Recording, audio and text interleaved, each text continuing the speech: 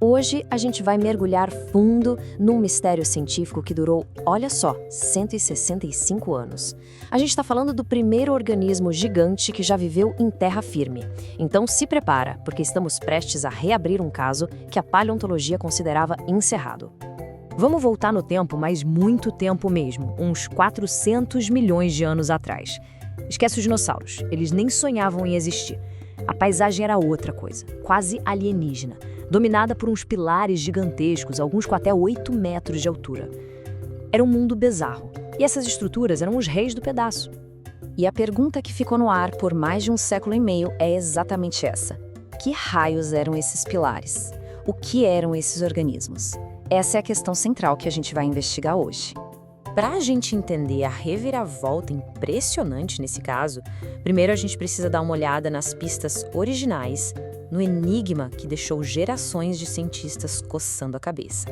E olha, a história desse debate é longa. Começou lá em 1859, quando o Prototaxites foi descoberto. No começo achavam que era uma planta, talvez uma alga gigante. Mas nas últimas décadas, parecia que a ciência tinha finalmente chegado a um acordo. Era um fungo enorme. Essa teoria virou a mais aceita. Parecia que o mistério estava resolvido. Parecia. E assim, a gente chega ao nosso principal suspeito. Por muito tempo, a ideia de que o Prototaxites era um fungo foi a resposta que todo mundo aceitava. E por que todo mundo comprou essa ideia? Bem, as evidências pareciam bem fortes, né? A estrutura dele era toda feita de tubinhos entrelaçados, muito parecidos com as hifas que formam os fungos, e mais, as análises químicas mostravam que ele não fazia fotossíntese. Ou seja, ele precisava se alimentar de outras coisas no ambiente, bem o que um fungo faz. Com tudo isso, o caso parecia fechado. Mas sabe como é em todo bom mistério? Sempre surge uma nova pista. E essa veio de uma cena do crime incrivelmente preservada. E ela ia virar essa investigação de ponta cabeça. A pista é essa aqui. Este fóssil, nossa, é espetacular. Ele foi encontrado num lugar famoso chamado Silex de Rhyne, um sítio arqueológico conhecido por preservar fósseis de um jeito inacreditável. E esse exemplar de Prototaxites permitiu que os cientistas olhassem para ele com um nível de detalhe que nunca tinham conseguido antes. Era a peça que faltava para reabrir o caso. Então, com esse fóssil incrível em mãos, os cientistas finalmente puderam fazer uma autópsia super detalhada. Vamos mergulhar nas pistas estruturais que eles encontraram. A primeira coisa que saltou aos olhos foram essas estruturas aqui, bem complexas, que eles chamaram de pontos medulares. Olhando no microscópio, ficou claro que a organização interna era muito, mas muito mais sofisticada do que se esperaria de um fungo. E essa reconstrução em 3D mostra o quão complexo era. Dá uma olhada nessa rede de tubos, é densa, super ramificada. Quase lembra os alvéolos de um pulmão, sabe? Talvez servisse para trocas gasosas. É uma estrutura de uma sofisticação que simplesmente não tem paralelo no reino dos fungos. A segunda pista estrutural são os tais tubos com bandas. São tubos bem especializados, com reforços por dentro que lembram muito as traqueides das plantas, que servem para transportar água e dar sustentação. De novo, uma característica raríssima, para não dizer inexistente, em fungos.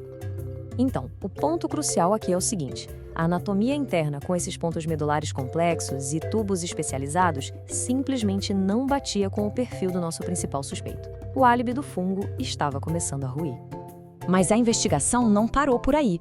Os cientistas foram ainda mais fundo. Eles usaram tecnologia de ponta para analisar a composição molecular do fóssil, em busca do que a gente pode chamar de impressão digital química. E a metodologia que usaram foi genial. Eles pegaram a assinatura molecular do Prototaxites e compararam diretamente com a de fungos que foram fossilizados no mesmo lugar, no mesmo Silex de Rhyne. Isso é fundamental, porque significa que todos passaram pelo mesmíssimo processo de fossilização, o que elimina um monte de incertezas. Esse gráfico pode parecer complicado, mas a ideia é bem simples. Pensa nele como um mapa químico. Organismos com química parecida ficam juntos no mesmo bairro. Agora, olha aqui embaixo, onde os fungos e artrópodes estão todos agrupados. E agora, olha lá em cima. O Prototaxites, sozinho, isolado, ele está em outro CEP químico. Isso já é uma pista gigantesca. E qual é a grande diferença que esse mapa mostra? A química dos fungos é dominada por resquícios de quitina, aquele mesmo material que forma a casca dos insetos. Já a assinatura do Prototaxites, nada. Não mostra traços de quitina. A composição dele era fundamentalmente outra coisa. E aqui vem o golpe de misericórdia. Os pesquisadores treinaram um modelo de inteligência artificial para reconhecer a impressão digital química dos fungos. O resultado? O programa conseguiu diferenciar o Prototaxites de todos os outros organismos com quitina com 93% de precisão. Estatisticamente, isso é uma prova esmagadora. Bom, com todas as evidências na mesa, tanto estruturais quanto químicas, a gente chega ao momento do veredito final sobre o caso Prototaxites. Vamos só recapitular rapidinho. A estrutura interna não bate. A química é completamente diferente. E até biomarcadores específicos que aparecem em outros fungos do mesmo local não existem no Prototaxites. O caso contra a teoria do fungo se tornou irrefutável. Esse fluxograma é perfeito para a gente visualizar o processo de eliminação. Levando em conta tudo o que se descobriu, a complexidade, o metabolismo, a estrutura, os cientistas foram riscando da lista todos os grandes grupos de organismos conhecidos. Animais? Não. Plantas? Também não. Algas? Fora. E por fim, fungos eliminados. O veredito, então, baseado em múltiplas linhas de evidência, é claro e direto. O principal suspeito foi inocentado. Prototaxites não era um fungo. Fim de papo. Tá, então se não era um fungo, o que ele era? E a resposta é ainda mais incrível. O Prototaxites representa um galho inteiro da árvore da vida que foi perdido, que se extinguiu. Não era animal, não era planta, não era fungo. Era algo totalmente novo. Uma linhagem de seres vivos que evoluiu, dominou o planeta e depois desapareceu sem deixar parente. Resolver esse caso de 165 anos não só muda o que a gente sabia sobre o mundo antigo, mas abre uma porta para uma ideia vertiginosa.